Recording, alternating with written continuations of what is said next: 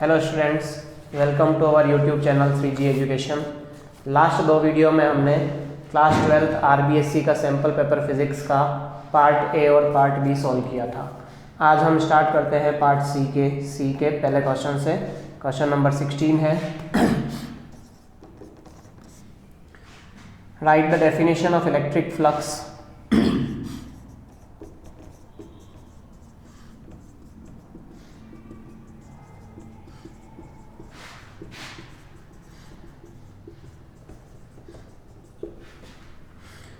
Derive an expression for intensity of electric field at a point due to a uniformly charged straight wire of infinity extension by Gauss law। यानी हमें ये कह रहा है कि Gauss law की सहायता से हमें इलेक्ट्रिक फील्ड निकालना है एक स्ट्रेट इनफाइनाइट लॉन्ग वायर के लिए। तो सबसे पहले हम देखते हैं कि what is electric flux. Electric flux basically क्या होता है कि किसी कोई पर्टिकुलर एरिया है, उस पर्टिकुलर एरिया के परपेंडिकुलर निकलने वाले number of electric field lines को इलेक्ट्रिक फ्लक्स कहते हैं। यानी the electric field lines passing perpendicular through an area is called electric flux. Electric flux को हम फाई से डिनोट करते हैं और ये प्रोडक्ट होता है इलेक्ट्रिक फील्ड और एरिया वेक्टर का। इस तरह से हम फ्लक्स कैलकुलेट कर सकते हैं। अब नेक्स्ट जो हमारा इसी में आगे क्वेश्चन है कि derive an expression for intensity of electric field at a point due to a infinitely charged straight wire. तो सबसे पहले हमें गाउस का लॉ लिखना है। यहाँ पे गाउस लॉ क्या होता है? तो अकॉर्डिंग टू गाउस लॉ किसी क्लोज सरफेस के लिए जो इलेक्ट्रिक फील्ड इलेक्ट्रिक फ्लक्स जो होता है वो इक्वल होता है Q अपॉन एप्सिलॉन नॉट के। यहाँ Q टोटल चार्ज होता है तथा epsilon not permittivity of vacuum होती है। अब हमें गाउस के लॉ को अप्लाई करके एक इनफाइनाइटली लॉन्ग स्ट्रेट वायर के लिए इलेक्ट्रिक फील्ड की एक्सप्रेशन निकालनी है। तो मान लेते हैं कि हमारे पास इस तरह से ये एक इनफाइनाइट लॉन्ग स्ट्रेट वायर है जिसके मिडिल से r डिस्टेंस के ऊपर हमें इलेक्ट्रिक फील्ड निकालना है। तो इस जगह पे इलेक्ट्रिक फील्ड निकालने के लिए हम मान लेते हैं कि ये जो चार्ज हमारे पास वायर है ये यूनिफॉर्मली चार्ज्ड है और इसकी जो लीनियर चार्ज डेंसिटी है, लीनियर चार्ज डेंसिटी, वो मान लेते हैं लैम्डा। ये जो पॉइंट है r डिस्टेंस पे, इस पॉइंट को हम सपोज P मान लेते हैं। तो हमें यहाँ पे P पे इलेक्ट्रिक फील्ड कैलकुलेट करना है। तो हम यहाँ पे एक गाउसियन सरफेस जो कि एक सिलेंड्रिकल सरफेस है उसकी इमेजिनेशन करते हैं। इस तरह से हमने मान लीजिए कि इमेजिन किया है एक सिलेंड्रिकल गाउसियन सरफेस।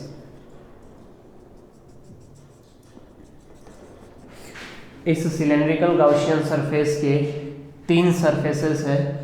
मान लेते हैं कि ये जो सरफेस है दैट इज़ S1, ये वाली जो सरफेस है दैट इज़ S2 और ये वाली जो सरफेस है दैट इज़ S3।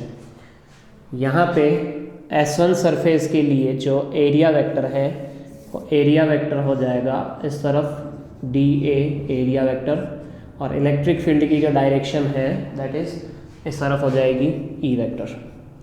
तो इलेक्ट्रिक फील्ड और एरिया वेक्टर के बीच में जो एंगल है दैट इज़ 90 डिग्री। इसी तरह से यहाँ पे मान लेते हैं हम एक छोटा सा क्रॉस सेक्शनल एरिया, उसके लिए जो एरिया वेक्टर की डायरेक्शन है दैट इज़ DA वेक्टर इस तरफ है और यहाँ पे इलेक्ट्रिक फील्ड की डायरेक्शन E वेक्टर भी इसी तरफ है। सिमिलरली S3 के लिए हम एक छोटा सा एरिया ले लेते हैं, इसके एरिया वेक्टर की डायरेक्शन DA इस तरह से हो जाएगी तथा इलेक्ट्रिक फील्ड की डायरेक्शन इस तरह से हो जाएगी। अब इन तीनों सरफेस पे अगर हम गाउस लॉ को अप्लाई करते हैं तो हमारे पास जो टोटल फ्लक्स है फाई वो आ जाएंगे इंटीग्रेशन ऑफ S1 के लिए E डॉट DA, इसी तरह से S2 के लिए E डॉट DA तथा S3 के लिए E डॉट DA। यहाँ पे S1 के लिए हो जाएगा E dA कोस S1 के लिए जो एरिया वेक्टर और इलेक्ट्रिक फील्ड है इन दोनों के बीच में एंगल होता है 90 डिग्री, यहाँ हम कोस 90 लिख देंगे। इसी तरह से जो S2 है उसके लिए एरिया वेक्टर और इनके बीच में जो एंगल होगा वो हो जाएगा कोस 0 डिग्री, और S3 सरफेस के लिए जो एरिया वेक्टर और इसके बीच में एंगल है इलेक्ट्रिक फील्ड के बीच में दैट इज़ 90 डिग्री। तो यहाँ पे कोस 90 की वैल्यू 0 होती है। तो इस तरह से हमारे पास जो नेट इलेक्ट्रिक फ्लक्स आएगा वो S2 सरफेस के लिए आ जाएगा that is E equal to phi is equal to E dot dA। अब यहाँ पे हम S2 सरफेस के लिए जो एरिया निकालते हैं तो एरिया हमारे पास आ जाएगा 2 पाई आर एल। एल यहाँ पे कंडक्टर की लेंथ है, आर यहाँ इस पॉइंट की डिस्टेंस है। तो इस तरह से हमारे पास जो नेट फ्लक्स है वो आ जाएगा phi. But we know that कि जो फ्लक्स है according to Gauss law flux जो होता है वो Q अपॉन एप्सिलॉन नोड के इक्वल होता है, जबकि Q को हम लिख सकते हैं Q हो जाएगा lambda L upon epsilon node, और यहाँ पे हमारे जो फ्लक्स का फॉर्मूला आया है that is E into 2 pi R L. यहाँ L से L को अगर हम कैंसिल कर लें तो जो इलेक्ट्रिक फील्ड है उसकी एक्सप्रेशन आ जाएगी E equal to lambda upon 2 pi r epsilon naught. तो इस तरह से हम एक इनफाइनाइट लॉन्ग स्ट्रेट वायर के लिए इलेक्ट्रिक फील्ड को कैलकुलेट कर सकते हैं। अब इस एक्सप्रेशन से हम देख सकते हैं कि जो इलेक्ट्रिक फील्ड है वो इन्वर्सली प्रोपोर्शनल है डिस्टेंस के। तो इसको हम इस तरह से लिख सकते हैं ग्राफिकल फॉर्म में कि जो हमारे पास डिस्टेंस बढ़ने पर इलेक्ट्रिक फील्ड जो होता है वो ग्रेजुअली घटता है। तो इस तरह से हमारे पास हमने गाउस लॉ की सहायता से एक इनफाइनाइट लॉन्ग स्ट्रेट वायर के लिए इलेक्ट्रिक फील्ड की डेरिवेशन की।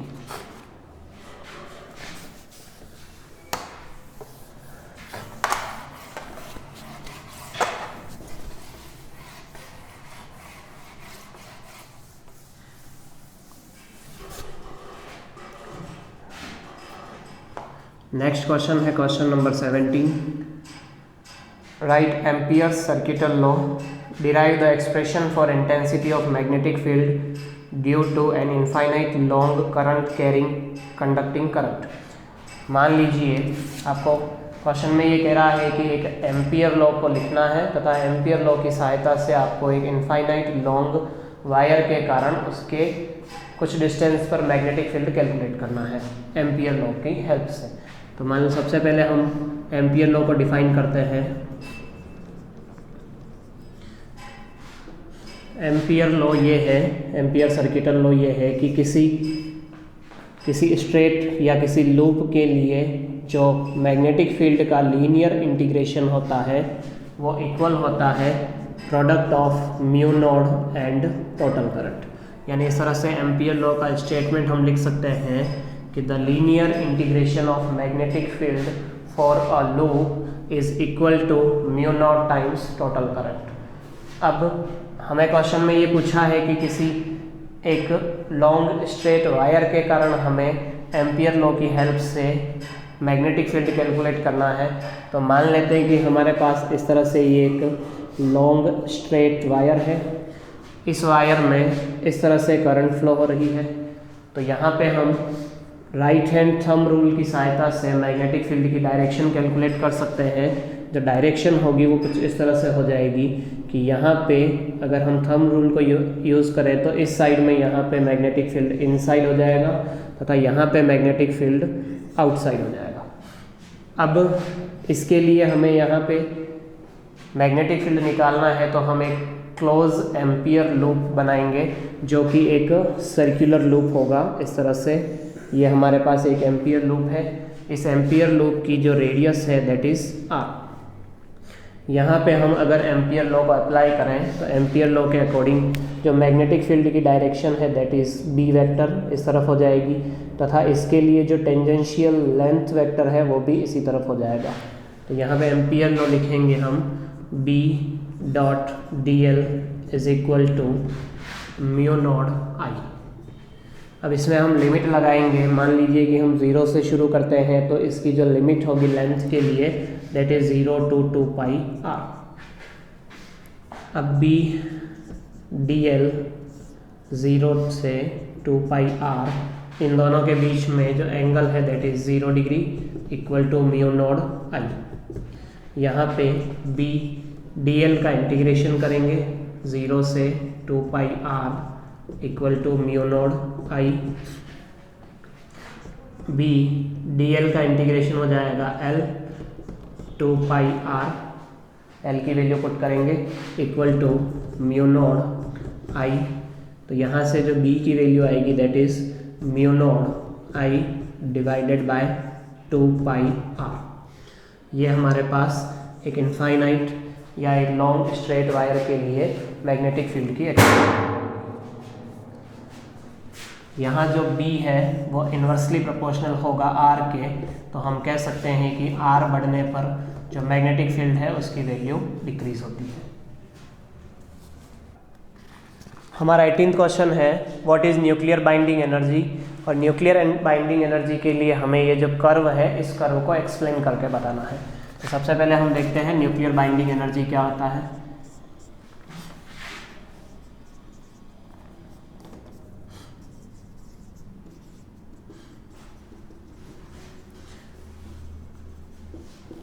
बेसिकली न्यूक्लियर बाइंडिंग एनर्जी क्या है कि जब मान लीजिए ये आपके पास एक न्यूक्लियस है, इस न्यूक्लियस के अंदर यहाँ पे प्रोटॉन और न्यूट्रॉन मौजूद है। तो जब हम यहाँ देखते हैं कि न्यूक्लियस का जो एक्चुअल मास है, न्यूक्लियर का जो मास है, न्यूक्लियर मास, वो इनके जो प्रोटॉन और न्यूट्रॉन जितने भी हैं उनके सम से थोड़ा सा डिफरेंट होता है। तो हम ये कह सकते हैं कि जब प्रोटॉन और न्यूट्रॉन आपस में कंबाइन होते हैं तो कुछ उनका जो मास है वो एनर्जी की फॉर्म में निकल जाता है। इसी मास को हम मास डिफेक्ट से लिखते हैं और ये जो एनर्जी यहाँ पे बनती है that is nuclear binding energy. या फिर हम इस टर्म में डिफाइन कर सकते हैं कि किसी न्यूक्लियस के जो प्रोटॉन और न्यूट्रॉन हैं उन दोनों को अलग करने के लिए जितनी एनर्जी की हमें रिक्वायर्ड होगी that is nuclear binding energy. Nuclear binding energy जो है उसको हम इस तरह से निकाल सकते हैं कि जो E है energy is equal to delta mc²। ये हमारे पास आइंस्टीन एनर्जी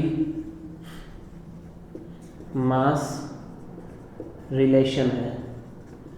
यहाँ पे जो डेल्टा m है दैट इज़ मास डिफेक्ट, और इसको हम इस तरह से कैलकुलेट कर सकते हैं z into mass of proton plus a minus z into mass of neutron minus mass of the nucleus. इस तरह से हम डेल्टा m कैलकुलेट कर सकते हैं और ये जो डेल्टा m है मास डिफेक्ट, यही हमारे पास न्यूक्लियर बाइंडिंग एनर्जी की फॉर्म में रिलीज हो जाता है। अब ये जो हम एक बाइंडिंग एनर्जी कर्व दे रखा है इसका एक्सप्लेनेशन कुछ इस तरह से है कि ये जो कर्व हमें दे रखा है ये हमें अलग अलग न्यूक्लियस के लिए बाइंडिंग एनर्जी तथा उनके मास नंबर के बीच में ग्राफ दे रखा है। अब इस ग्राफ में हमें यहाँ से ये पता चलता है कि जो ऐसे न्यूक्लियस जिनकी binding energy, nuclear binding energy ज़्यादा है, वो न्यूक्लियस एज़ कम्पेयर टू ऐसे न्यूक्लियस जिनकी बाइंडिंग एनर्जी कम है उनसे ज़्यादा स्टेबल है। यानी यहाँ हम देखें तो ये जो ऊपर में Fe जो है, Fe की बाइंडिंग एनर्जी पूरे इस सिस्टम के अंदर सबसे ज़्यादा है, तो इसका मतलब सबसे स्टेबल न्यूक्लियस होगा Fe का। यहाँ पे ये जो छोटे जो मॉलिक्यूल्स है, छोटे जो न्यूक्लियस है, वो छोटे न्यूक्लियस की बाइंडिंग एनर्जी कम है, तो ये जो न्यूक्लियस है ये क्या करेंगे, आपस में कंबाइन होके हायर बाइंडिंग एनर्जी के नए न्यूक्लियस बनाएंगे। तो इस प्रोसेस को जब दो लाइट न्यूक्लियाई आपस में कंबाइन होते हैं और कंबाइन होके हेवियर मॉलिक्यूल, हेवियर न्यूक्लियाई बनाते हैं, तो उस कंडीशन को हम कहते हैं न्यूक्लियर फ्यूज़न। इसी तरह से जो हेवियर जो न्यूक्लियाई है वो भी अनस्टेबल होते हैं क्योंकि उनकी बाइंडिंग एनर्जी भी कम होती है।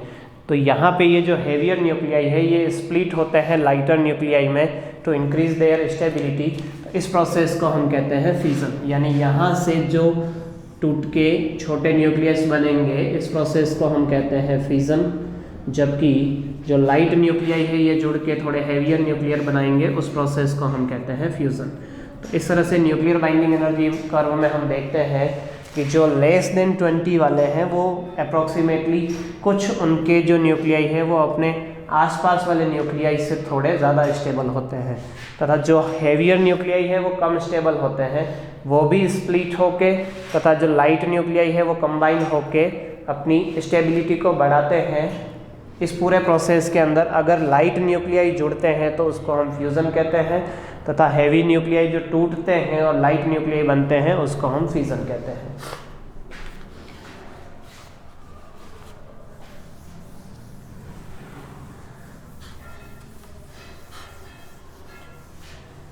इस तरह से हमारा सेक्शन सी कंप्लीट होता है। नेक्स्ट हम आगे डिस्कस करते हैं सेक्शन डी। सेक्शन डी के अंदर हमारा जो 19th क्वेश्चन है that is what is meant by microscope, यानी माइक्रोस्कोप क्या होता है। तो बेसिकली हम जानते हैं कि माइक्रोस्कोप ऐसा ऑप्टिकल इंस्ट्रूमेंट होता है जिसकी सहायता से हम जो छोटे ऑब्जेक्ट होते हैं, वेरी स्मॉल साइज के ऑब्जेक्ट होते हैं, उनको हम लार्ज करके या मैग्नीफाई करके उनको हम देख सकते हैं। तो ये जो इंस्ट्रूमेंट है these are optical instruments used to magnify small objects. अब बेसिकली हमारे पास माइक्रोस्कोप दो तरह के होते हैं। एक माइक्रोस्कोप होता है विच इज सिंपल माइक्रोस्कोप,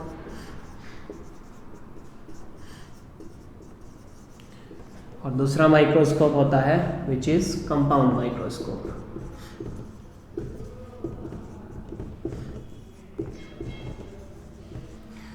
अब सिंपल माइक्रोस्कोप के अंदर बेसिकली एक सिंपल सा कॉन्वेक्स लेंस यूज़ किया जाता है, जबकि कंपाउंड माइक्रोस्कोप के अंदर एक कॉम्बिनेशन होता है जिसमें एक दो लेंस होते हैं। एक लेंस जो कहलाता है आपके ऑब्जेक्टिव लेंस, तथा दूसरा लेंस कहलाता है आईपीस।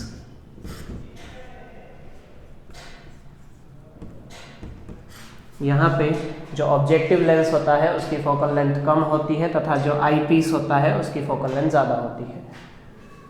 तो इस तरह से हमने देखा कि माइक्रोस्कोप हमारे पास दो तरह से हो जाएंगे, एक सिंपल माइक्रोस्कोप और एक कंपाउंड माइक्रोस्कोप।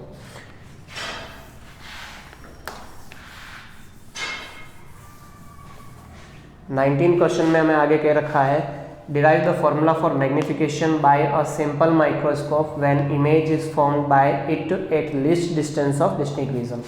यानी हमें एक सिंपल माइक्रोस्कोप जो कि एक सिंपल सा कॉन्वेक्स लेंस होता है, उसके लिए अगर image list distance of distinct vision पे बने, मतलब कि d यानी 25 सेंटीमीटर के ऊपर इमेज बने, तो उसके लिए हमें मैग्निफिकेशन का फॉर्मूला डिराइव करना है। तो मान लीजिए ये हमारे पास एक कॉन्वेक्स लेंस है, इसका ऑप्टिकल सेंटर यहाँ है और इसका जो फोकस है दैट इज़ यहाँ। अब हम एक ऑब्जेक्ट को इन दोनों के बीच में और एफ के बीच में मान लीजिए यहाँ रखते हैं। ये हमारे पास एक ऑब्जेक्ट है ए और बी। अब यहाँ से जो पैरेलल रेज होगी वो आफ्टर रिफ्लेक्शन जाएगी फोकस से, तो ये जो रेज है ये इस तरह से फोकस से जाएगी, और जो ऑप्टिकल सेंटर से जो रेज जाती है वो सीधी चली जाएगी। तो इन दोनों को अगर हम आगे एक्सटेंड करते हैं तो ये कुछ इस तरह से आगे बढ़ती है। तो इन दोनों के कारण जो यहाँ पे एक वर्चुअल इमेज बनती है on the same side of object, वो कुछ इस तरह से हो जाएगी। हमारे पास ये एक इमेज बन जाएगी। यहाँ पे ये एक इमेज है ए डैश बी डैश। अब हमें क्वेश्चन में ये कह रखा है कि हमें मैग्नीफिकेशन का फॉर्मूला निकालना है जब ये इमेज डी डिस्टेंस पर बनती है। तो हमें पता है कि जो लेंस इक्वेशन है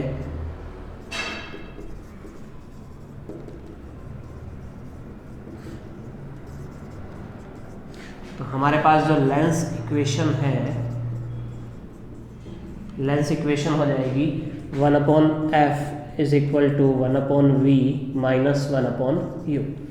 अब हम इस इक्वेशन में से मान लीजिए कि हम यहाँ पे इसको मल्टीप्लाई करते हैं दोनों साइड को विथ v, तो हमारे पास ये इक्वेशन हो जाएगा v/f is equal to v/v minus v/u। यहाँ पे v को v से डिवाइड करेंगे तो 1 आ जाएगा, v/u हमारे पास हो जाएगा m, और यहाँ ये v/f हो जाएगा। यहाँ से हम अगर m की वैल्यू निकाल रहे हैं तो m हमारे पास आ जाएगा 1 माइनस v/f। अब यहाँ पे हम जानते हैं कि जो इमेज है इस कंडीशन में हमारे पास इमेज इज एट d, यानी इमेज हमारे कहाँ बन रही है d पे। तो यहाँ जो v की वैल्यू होगी that will be v is equal to negative of d। तो यहाँ पे हम v की वैल्यू सब्स्टिट्यूट करते हैं तो m का फॉर्मूला आ जाएगा 1 माइनस d अपॉन f। तो इस तरह से जो मैग्नीफिकेशन का फॉर्मूला होगा वो हो जाएगा 1 प्लस d अपॉन f। तो ये हमारे एक सिंपल माइक्रोस्कोप के लिए जब इमेज लीस्ट डिस्टेंस पर बनती है उसके लिए मैग्नीफिकेशन का फॉर्मूला हो जाएगा।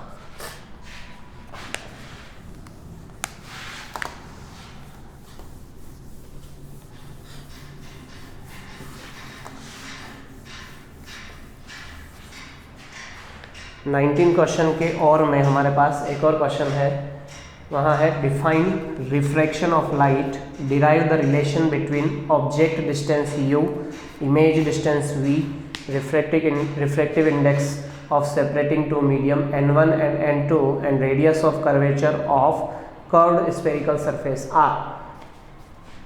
यानी सबसे पहले हमें पूछा है कि हमें रिफ्रैक्शन ऑफ लाइट को डिफाइन करना है। तो सबसे पहले रिफ्रैक्शन ऑफ लाइट क्या होता है, मान लीजिए हमारे पास ये एक बाउंड्री है, इस बाउंड्री के ऊपर की साइड में कोई एक मीडियम है मीडियम 1 और यहाँ है मीडियम 2, और ये हमारे पास एक बाउंड्री है जिसे हम इंटरफेस कह सकते हैं। तो जब कोई लाइट रे इस इंटरफेस पे यहाँ इंसिडेंट होती है, तो जब लाइट रे एक मीडियम से दूसरे मीडियम में जाती है तो यहाँ पे इंटरफेस पर लाइट का स्पीड कम हो जाने या बढ़ जाने के कारण ये इस इंटरफेस पे लाइट यहाँ बेंड हो जाती है। जब ये एक मीडियम से दूसरे मीडियम में जाती है तो इस तरह से यहाँ पे ये बेंड हो जाती है। इस फिनोमेना को हम कहते हैं रिफ्रैक्शन ऑफ लाइट। अब रिफ्रैक्शन के लिए जो फर्स्ट लॉ है वो लॉ ये है कि जो ये इंसिडेंट रे है, जो रिफ्रैक्टेड रे है और जो नॉर्मल है, जो हमने पॉइंट ऑफ इंसिडेंट पे नॉर्मल बनाया है, ये सभी के सभी एक ही प्लेन में होते हैं। तथा इसका जो सेकंड लॉ है that is Snell's law. Snell's law ये है कि जो साइन आई है इंसिडेंट एंगल तथा जो साइन आर है रिफ्रैक्शन एंगल, इन दोनों का जो रेशियो होता है that will be a constant which is refractive index.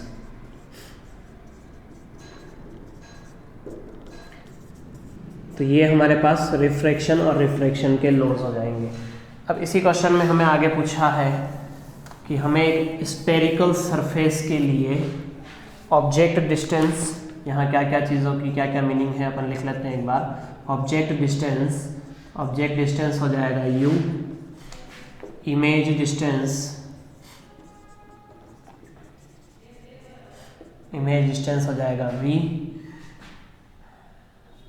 Radius of curvature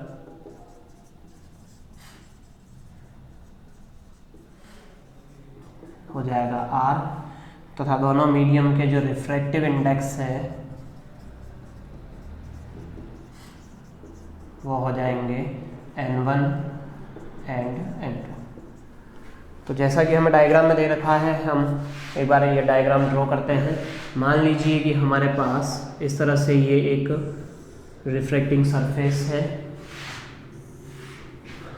इस सरफेस के यहाँ पे इससे u डिस्टेंस के ऊपर कोई ऑब्जेक्ट है, इस तरह से यहाँ ये एक ऑब्जेक्ट रखा हुआ है।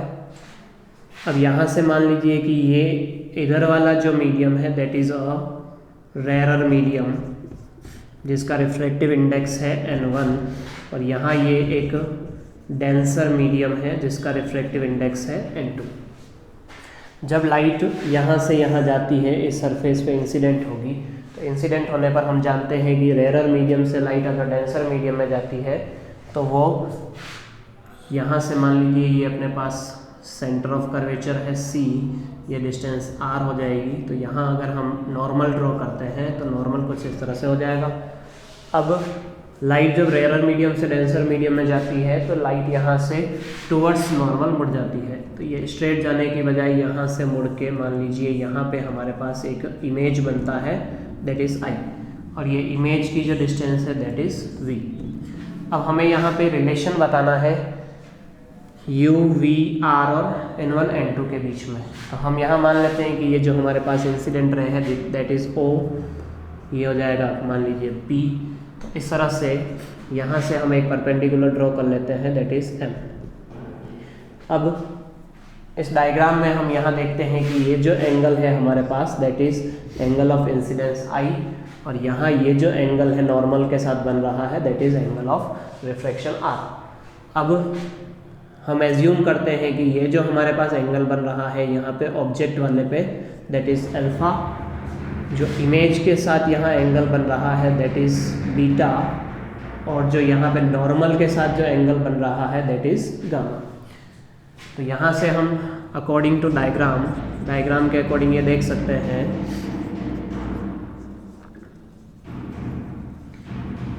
कि जो इंसिडेंट आई एंगल है वो किसके इक्वल हो जाएगा, that is equal to alpha plus, यहाँ से हम इस ट्राइंगल को अगर देखें तो इस तरह से हमारे पास ये ट्राइंगल बन रहा है तो ये हो जाएगा अल्फ़ा प्लस गामा। इसी तरह से अगर हम देखते हैं कि जो गामा एंगल है वो इक्वल हो जाएगा R प्लस बीटा के। यहाँ से हम R की वैल्यू अगर निकालें तो वो हो जाएगी गामा माइनस बीटा। अब हम जानते हैं कि जो हमारे पास स्नेल्स लॉ है साइन I अपॉन में साइन R इक्वल टू होता है N2/N1। अब सपोज यहाँ पे जो एंगल है, एंगल्स आर वेरी स्मॉल, तो हम साइन I को लिख सकते हैं I तथा साइन R को लिख सकते हैं R, वो हो जाएगा हमारे पास N2/N1। क्रॉस मल्टीप्लाई करेंगे तो N1 इक्वल टू N2R। अब यहाँ से हम अगर I की वैल्यू निकालें हैं तो I हमारे पास आ जाएगा alpha plus gamma N1 equal to R हो जाएगा हमारे पास गामा माइनस बीटा N2। यहाँ पे हम अल्फ़ा को, एंगल बहुत छोटे हैं तो अल्फ़ा को हम लिख सकते हैं टेन अल्फ़ा, प्लस गामा को लिख सकते हैं tan gamma. N1 equal to यहाँ tan gamma minus tan beta N2। अब टेन अल्फ़ा हमारे पास हो जाएगा परपेंडिकुलर बाय बेस, परपेंडिकुलर यहाँ है PM, जबकि जो बेस है that is negative of U। इसी तरह से टेन गामा में जो परपेंडिकुलर है वो हो जाएगा हमारे पास PM, तथा बेस जो हो जाएगा वो हो जाएगा R N1। सिमिलरली इस तरफ हम देखते हैं कि टेन गामा जो है वो हो जाएगा PM अपॉन में R माइनस टेन बीटा जो हो जाएगा that is perpendicular PM upon में बेस यहाँ से यहाँ तक हो जाएगा V N2। दोनों साइड से अगर हम PM कॉमन लेके हटा दें तो हमारे पास इधर जो हो जाएगा वो हो जाएगा N1 अपॉन में U plus N1 upon R equal to N2 upon R minus N2 upon V। यहाँ से हम U और V को एक तरफ ले लेते हैं तो हमारे पास जो इक्वेशन हो जाएगी that is N2/V minus N1/U equal to, यहाँ से उधर भेजेंगे तो यहाँ हो जाएगा R N2 माइनस N1। तो इस तरह से हमने एक एक्सप्रेशन डिराइव की है, refractive index N, image distance V, object distance U तथा रेडियस ऑफ कर्वेचर R के बीच में। तो ये हमारे स्फेरिकल सरफेस के लिए रिफ्रैक्शन का फॉर्मूला हो जाएगा।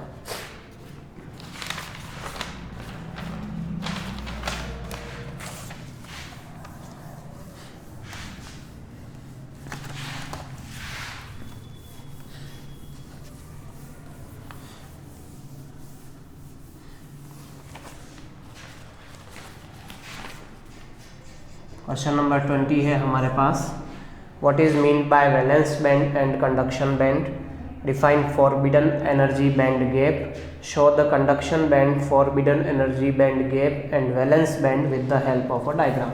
यानी हमें सबसे पहले ये पूछा है कि what is mean by valence band and conduction band. तो सबसे पहले हम ये देखते हैं कि what is mean by band, band क्या होता है।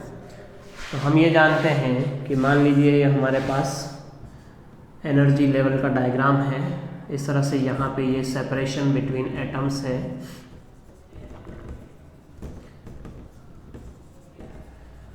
यहाँ पे एनर्जी है। तो जब दो एटम्स आपस में एक दूसरे से बहुत ज़्यादा डिस्टेंस पर प्रेजेंट होते हैं तो उनका जो एनर्जी लेवल होता है वो एक डिस्क्रीट लाइन होती है।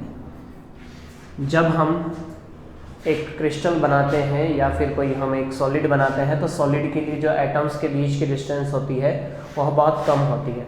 तो जैसे जैसे ये डिस्टेंस कम होती है इनका जो डिस्क्रीट एनर्जी लेवल है वो स्प्लिट हो जाता है in form of a band. इस तरह से डिस्क्रीट एनर्जी लेवल जो है वो एक बैंड की फॉर्म में स्प्लिट हो जाता है। तो इस तरह से बैंड का फॉर्मेशन होता है। अब बैंड बेसिकली हमारे पास दो तरह के होते हैं, एक तो होता है वैलेंस बैंड और एक होता है कंडक्शन बैंड। अब वैलेंस बैंड वो बैंड होंगे जो वैलेंस शेल की स्प्लिटिंग के कारण बनते हैं। मान लीजिए कि जैसे कोई एटम है तो उसके सबसे आउटर मोस्ट शेल जो है जिसको हम वैलेंस शेल कहते हैं, उसके एनर्जी लेवल की स्प्लिटिंग के कारण जो बैंड बनेगा उस बैंड को हम वैलेंस बैंड कहते हैं। वैलेंस बैंड जो होते हैं वो जनरली फील्ड होते हैं विद इलेक्ट्रॉन्स।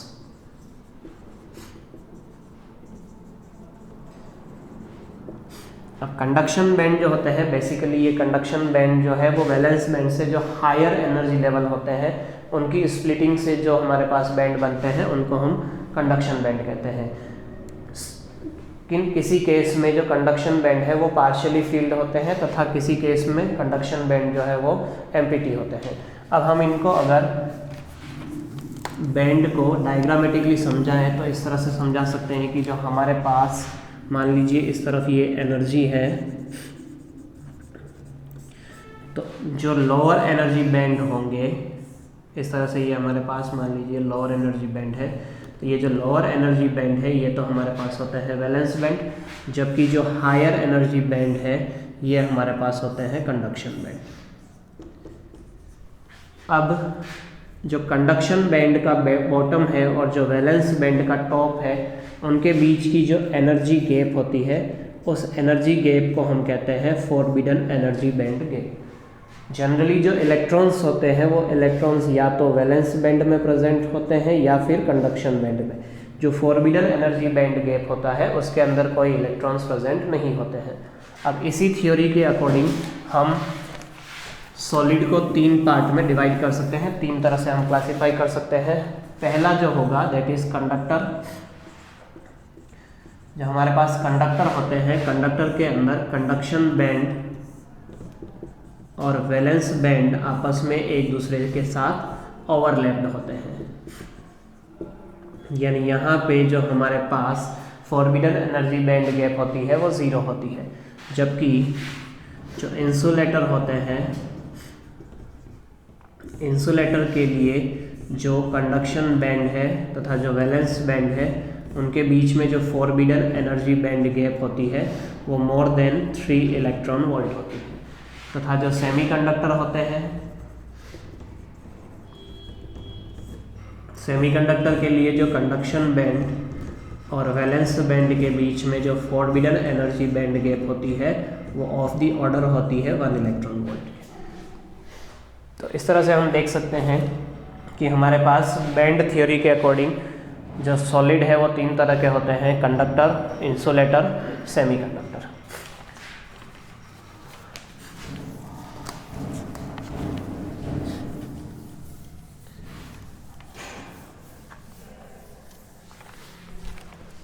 सेक्शन डी के अंदर हमारा लास्ट क्वेश्चन है what are N type semiconductor.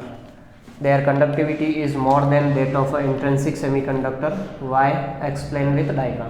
यानी सबसे पहले हमें पूछा है कि what are N type semiconductor. तो सबसे पहले हम देखते हैं कि जो सेमीकंडक्टर है वो कितने टाइप के होते हैं। सेमीकंडक्टर हमारे पास बेसिकली दो टाइप के होते हैं।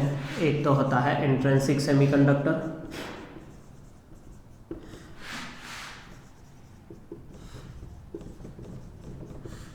और एक होता है एक्सट्रिंसिक सेमीकंडक्टर।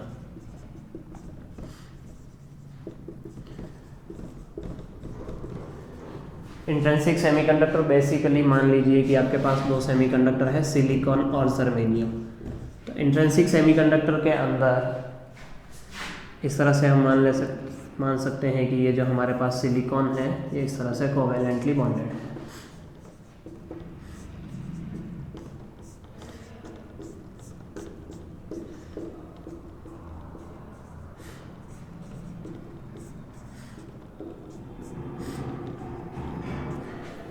जब अगर हम बात करें कि at absolute zero temperature, absolute zero kelvin, ये जो सिलिकॉन है ये इंसुलेटर की तरह बिहेव करता है। लेकिन जब टेम्परेचर बढ़ता है तो टेम्परेचर बढ़ने के कारण सिलिकॉन के जो कोवेलेंट बॉन्ड है वो टूट जाते हैं, जिसके कारण फ्री इलेक्ट्रॉन और होल पेयर जनरेट होते हैं। तो इस तरह से हम कहते हैं कि जो इंट्रिंसिक सेमीकंडक्टर है उनकी कंडक्टिविटी डिपेंड करती है टेम्परेचर के ऊपर। जबकि जो एक्सट्रिंसिक सेमीकंडक्टर होते हैं, तो एक्सट्रिंसिक सेमीकंडक्टर को हम किस तरह से प्रिपेयर करते हैं। जो हमारे पास इंट्रिंसिक सेमीकंडक्टर होते हैं, इन इंट्रिंसिक सेमीकंडक्टर के अंदर हम कोई सूटेबल इम्प्योरिटी मिलाते हैं, तो इम्प्योरिटी मिलाने पर जो हमें मिलते हैं दैट आर एक्सट्रिंसिक सेमीकंडक्टर। अब हमें यहाँ क्वेश्चन में ये पूछा गया था कि what are N type semiconductor.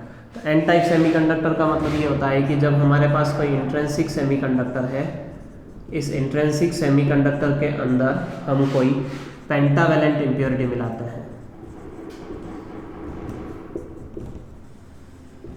Pentavalent impurity मिलाते हैं तो पेंटावेलेंट इम्प्योरिटी मिलाने पर हमारे पास जो सेमीकंडक्टर बनेंगे उस सेमीकंडक्टर को हम कहते हैं एन टाइप सेमीकंडक्टर।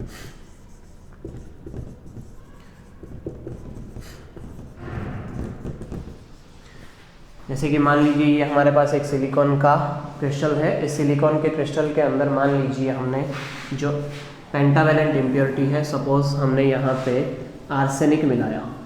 तो आर्सेनिक मिलाने पर इस आर्सेनिक के जो 4 इलेक्ट्रॉन हैं वो 4 इलेक्ट्रॉन सिलिकॉन के साथ में कोवेलेंट बॉन्ड बना देते हैं, तथा एक इलेक्ट्रॉन पर एक आर्सेनिक एटम का एक इलेक्ट्रॉन जो है वो फ्री बचता है, जिसके कारण यहाँ पे इलेक्ट्रिसिटी कंडक्ट होती है। तो इलेक्ट्रिसिटी कंडक्ट होने का यहाँ मेन जो कारण है वो है इलेक्ट्रॉन, और इलेक्ट्रॉन पे जो चार्ज होता है वो होता है नेगेटिव चार्ज। तो इस कारण से इसे हम एन टाइप सेमीकंडक्टर कहते हैं। तो एन टाइप सेमीकंडक्टर हम इस तरह से डिफाइन कर सकते हैं कि जब किसी इंट्रिंसिक सेमीकंडक्टर के अंदर कोई पेंटावेलेंट इम्प्योरिटी मिलाई जाती है, तो उस तरह से पेंटावेलेंट इम्प्योरिटी के 4 इलेक्ट्रॉन तो सिलिकॉन के 4 एटम के साथ कोवेलेंट बॉन्ड बनाते हैं, जबकि जो 5वां इलेक्ट्रॉन है वो फ्री रह जाता है। उसी के कारण क्रिस्टल के अंदर इलेक्ट्रिसिटी फ्लो होती है। तो इस तरह के जो सेमीकंडक्टर होते हैं उनको हम एन टाइप सेमीकंडक्टर कहते हैं। अब क्वेश्चन में हमें यहाँ पूछा गया था कि जो एन टाइप सेमीकंडक्टर है उस एन टाइप सेमीकंडक्टर की कंडक्टिविटी इंट्रिंसिक सेमीकंडक्टर से ज़्यादा क्यों होती है। तो मान लीजिए कि हमारे पास ये एक तरह से वैलेंस बैंड है सिलिकॉन के लिए, और यहाँ पे ये कंडक्शन बैंड है। तो जब हम इसमें पेंटावेलेंट इम्प्योरिटी मिलाते हैं तो पेंटावेलेंट या जो डोनर इम्प्योरिटी है उसका एनर्जी लेवल कंडक्शन बैंड के पास में होता है, और ये जो डोनर इम्प्योरिटी है ये अपने इलेक्ट्रॉन्स यहाँ पे दे देते हैं, जिसके कारण कंडक्शन बैंड में जो नंबर ऑफ इलेक्ट्रॉन्स है वो बढ़ जाते हैं, जबकि कुछ इलेक्ट्रॉन्स यहाँ पे थर्मली जनरेटेड होते हैं। तो हम यहाँ ये देख रहे हैं कि ये हमारे पास जो एन टाइप सेमीकंडक्टर है, जो हमारे पास इंट्रिंसिक सेमीकंडक्टर है, उस इंट्रिंसिक सेमीकंडक्टर के अंदर जो इलेक्ट्रॉन्स जो होते हैं या जो होल होते हैं वो ओनली थर्मली या टेम्परेचर बढ़ाने के कारण जो जनरेट होते हैं उन्हीं के कारण होते हैं। तो इस तरह से जो एन टाइप सेमीकंडक्टर है उसमें नंबर ऑफ इलेक्ट्रॉन या नंबर ऑफ चार्ज कैरियर्स जो होते हैं वो as compare to intrinsic semiconductor ज़्यादा होते हैं, इसलिए जो हमारे पास एन टाइप सेमीकंडक्टर है उनकी कंडक्टिविटी ज़्यादा होती है। तो इस तरह से हमने ये सॉल्व किया है RBSc 12th का मॉडल पेपर। और भी पेपर्स के लिए आप देखते रहिए हमारे YouTube चैनल को, श्री जी एजुकेशन।